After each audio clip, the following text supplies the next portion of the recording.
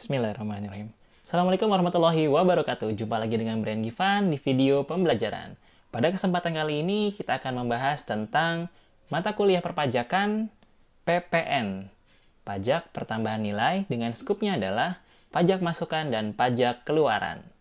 Oke.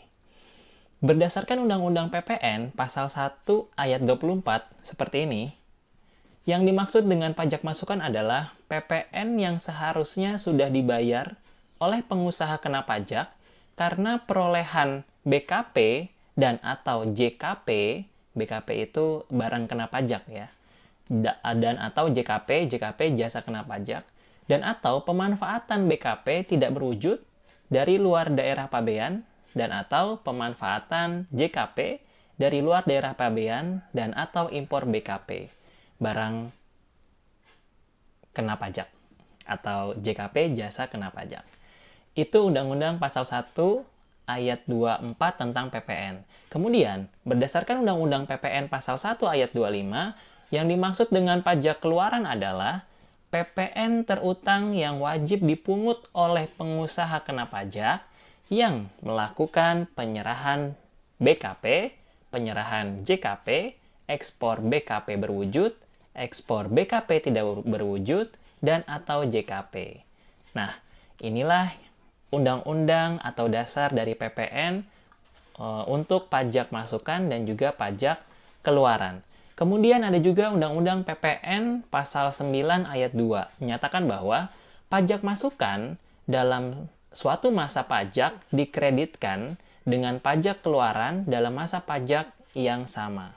Berarti boleh yang namanya pajak masukan dalam suatu masa pajak dikreditkan dengan pajak keluaran dalam masa pajak yang sama. Jadi bisa dikreditkan lah bahasanya. Bisa dilimpahkan ke bulan selanjutnya seperti itu jika ada kelebihan atau ada kekurangan. Nah, kemudian Undang-Undang PPN pasal 9 ayat 2B seperti di layar menyatakan bahwa pajak masukan yang dikreditkan harus menggunakan faktur pajak. Nah, faktur pajak ini yang harus memenuhi persyaratan sebagaimana dimaksudkan dalam Undang-Undang PPN pasal 13 ayat 5 dan ayat 9. Silakan dicek Undang-Undang PPN pasal 13 ayat 5 dan ayat 9 seperti apa faktur pajak tersebut. Oke. Nah, kemudian ada Undang-Undang PPN pasal 9 ayat 3 menyatakan bahwa apabila dalam suatu masa pajak keluaran lebih besar, atau kita singkat PK, pajak keluaran lebih besar daripada pajak masukan, maka selisihnya merupakan pajak pertambahan nilai atau PPN yang harus disetor oleh pengusaha kena pajak.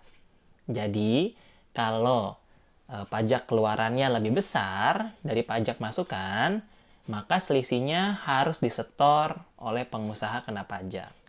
Kemudian, dalam Undang-Undang PPN pasal 9 ayat 4 menyatakan bahwa apabila dalam suatu masa pajak itu dalam setahun lah ya, pajak masukan yang dapat dikreditkan lebih besar daripada pajak keluaran, maka selisihnya merupakan kelebihan pajak yang dikompensasikan ke masa pajak berikutnya. Bukan dikembalikan ya, tapi dikompensasikan ke masa pajak berikutnya. Karena pasti di masa pajak berikutnya kena pajak lagi. Jadi dikompensasikan ke masa pajak berikutnya. Ingat bahwa jika PM atau pajak masukan lebih besar dari pajak keluaran PK, maka pajak dinyatakan lebih bayar. Nah, jika PM atau pajak masukan lebih kecil dari PK, pajak keluaran, maka dinyatakan pajak kurang bayar. Oke, langsung aja kita ke contoh berikut. PT Mikita Cookies telah dikukuhkan sebagai PKP, pengusaha kena pajak. Dan berikut ini informasi berkaitan dengan PM, pajak masukan yang telah dibayar, dan PK, pajak keluaran yang dipungut selama 1 semester, berarti 6 bulan ya, dari mulai Januari sampai Juni.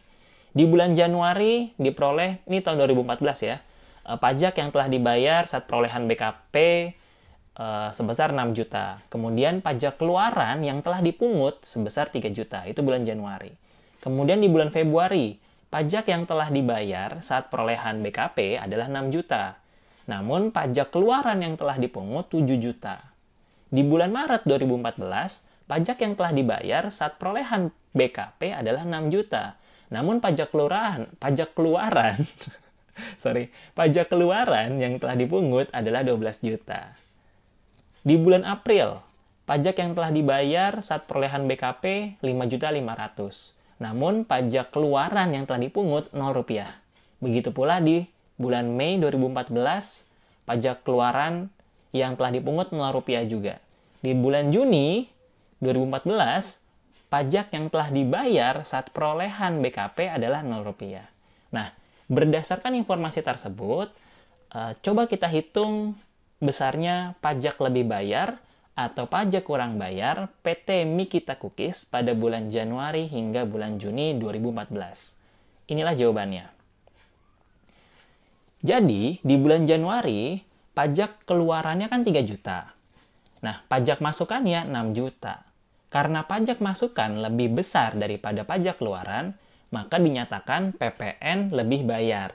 Berapa? 3 juta. Kita bikin tanda kurung ya. Kalau tanda kurung itu maksudnya minus. Lebih bayar, maksudnya minus. Nah, bulan Februari, pajak keluarannya 7 juta. Lalu pajak masukannya 6 juta. Kita tuliskan PPN kurang bayar. Kenapa kurang bayar? Karena pajak keluarannya lebih besar dibanding pajak masukannya. Jadi 7 juta dikurang 6 juta sama dengan 1 juta. Karena ada kompensasi PPN lebih bayar di bulan Januari 2014 sebesar 3 juta, maka dinyatakan PPN lebih bayar di bulan Februari sebesar 2 juta. Jadi 1 juta itu diakumulasikan dengan 3 juta sama dengan 2 juta. Nah, begitu pula di bulan Maret. Seperti itu. Sampai bulan April. Seperti itu juga. Jadi kalau misalkan pajak masukan lebih besar dari pajak keluaran, maka PPN lebih bayar. Namun jika pajak keluarannya lebih besar dari pajak masukan, maka PPN kurang bayar. Mudah ya? Dan jika ada kelebihan atau kekurangan, maka dikompensasikan untuk PPN di bulan selanjutnya. Seperti jawaban yang ini, di bulan Maret dan April. Begitu pula di bulan Mei dan bulan Juni. Sama, persis sama. Tinggal kita analisa saja, apakah ini lebih bayar atau kurang bayar, dan berapa kompensasi PPN lebih bayarnya di bulan sebelumnya. Ada tidak kompensasi PPN lebih bayarnya? Jika ada kompensasi PPN lebih bayar di bulan sebelumnya, kita berikan di bulan selanjutnya. Begitu, hingga di bulan Juni terakhir, muncullah PPN lebih bayar sebesar 5.760.000. Mudah bukan menghitung pajak masukan dan pajak keluaran dalam PPN? Seperti itu yang bisa saya sampaikan terkait pajak pertambahan nilai dalam hal pajak masukan dan pajak keluaran pengkreditannya. Jika ada yang ingin tanyakan, silakan bertanya pada kolom komentar. Terima kasih telah menonton. Jangan lupa bagikan video ini ke yang lain agar video ini dapat bermanfaat bagi kita semua. Terima kasih. Wassalamualaikum warahmatullahi wabarakatuh.